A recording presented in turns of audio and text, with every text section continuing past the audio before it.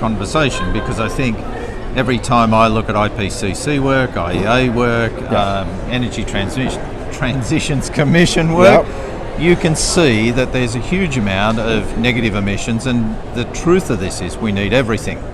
So a lot of our work now is about trying to educate people around what CCS is and what it isn't actually. So CCS stands for? Carbon capture and storage. Okay. And so it's about capturing the CO2 at point source emission. Yep. There's some technologies that are direct air capture, and they'll be necessary as well. But it's about megatons of storage, putting this back where effectively oil and gas came from, locking it up. It's actually a really well-known technology. It's often demonised. People are right to have concern. But why is it demonised?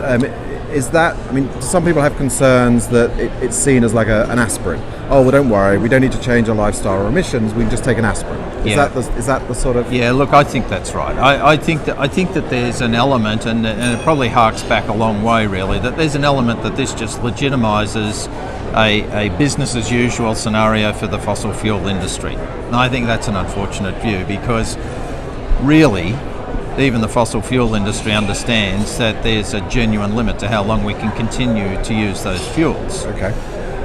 So this isn't an or case. This is an it's not an either case. or. No, absolutely not. We've both got to do things more efficiently. We are undoubtedly going to go into a period where there's a massive change in the fuel sources across to renewables. That's necessary.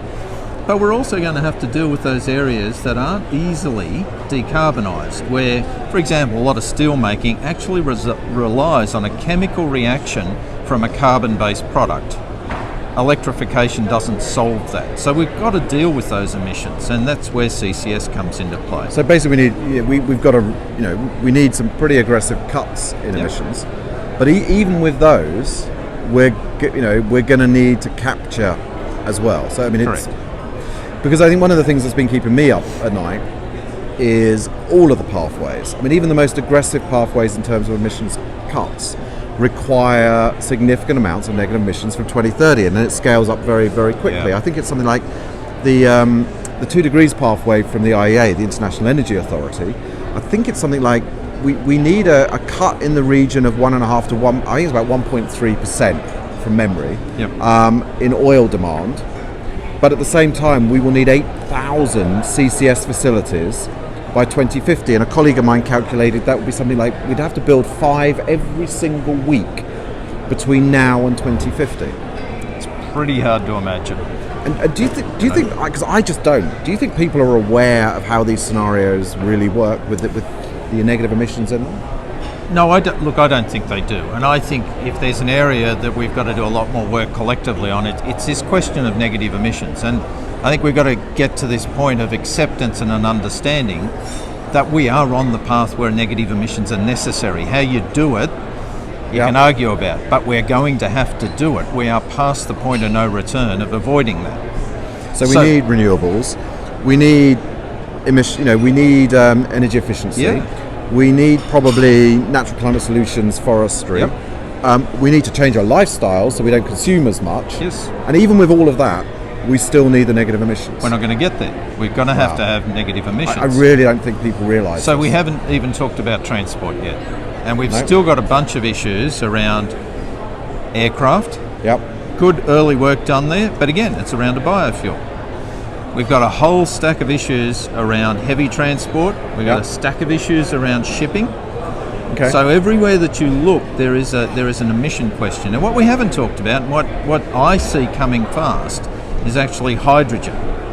And hydrogen as an energy carrier, when it's combusted with its byproduct of water, offers a whole bunch of extra opportunities here. My colleague Kingsmill Bond has been raving about, but talking about this as a major issue. After reading the Energy Transition Commission report. So how would what does that look like as a hydrogen economy, and where would that be used? So I think that's emerging. There's still a whole stack of opportunities starting to come through. But this is what happens when you're reaching these crunch points where you can't solve the problem anymore. And we heard about hydrogen years ago, now it's back. Our observation around hydrogen is when we talk about transport, here's a whole bunch of new opportunities for zero emission transport solutions, and we're not talking like passenger vehicles. No. This is where we're starting to talk about long-haul trucks. We're starting to talk about how do you actually get shipping in large scale sorted away from diesel. What's the opportunity sitting in here for rail transport? Because the other issue that I think eventually we're going to run into is, can we build enough renewables fast enough in the right places to get that electrification changeover done in the timeframes that are available? And it may well be that certain things are better done with hydrogen than trying to electrify them, even if the outcome is a hydrogen fuel cell delivering the electricity. Okay. So I think that hydrogen offers you such a flexibility in its application but again, it's next thing. It's additional. Because additional. I think you can get to at least 15% renewables of current grid technologies. Yep. Possibly 20-25%. Yeah, sure. Before you have to worry about storage intermittency. Yep. But I take your point. In addition to that, again, I mean, this is I think what people going. don't realise. Everyone, I think, a lot of people think that it's this silver bullet or it's that silver bullet. Yeah. And maybe it was 20 years ago. But now, in the time we have available, 12 years, which is what the IPCC report, That's right. Special report said, to get anywhere near 1.5 degrees, you have to cut emissions by 50% in the next 12 years. We're going to need everything. So, what are you asking for? What do you think is needed to start? I mean, I presume it's R&D, it's commercialization. So in 2030, we're ready to go. When we need CCS, what's required? So I'd say it's actually horses for courses.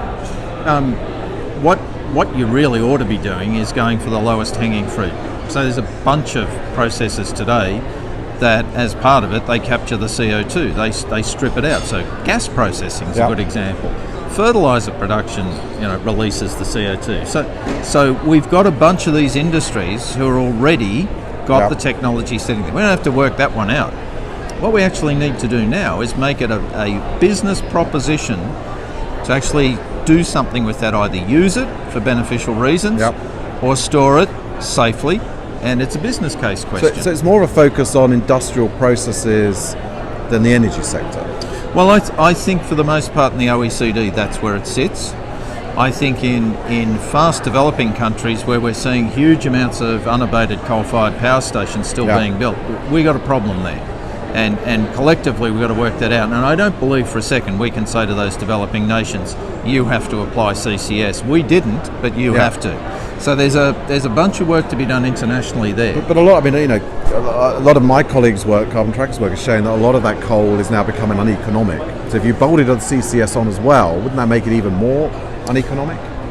Well, it depends on where you are. So I think the uneconomic argument probably plays out in existing grids more strongly than it probably plays out in, say, some of the developing nations, where what we're seeing is aggressive new build today because really they're looking at establishing a grid rather than having a mature infrastructure for renewables to plug into. So I do think it's different in different places. But at the end of it all, for CCS to start thriving, is we need private capital to be coming in.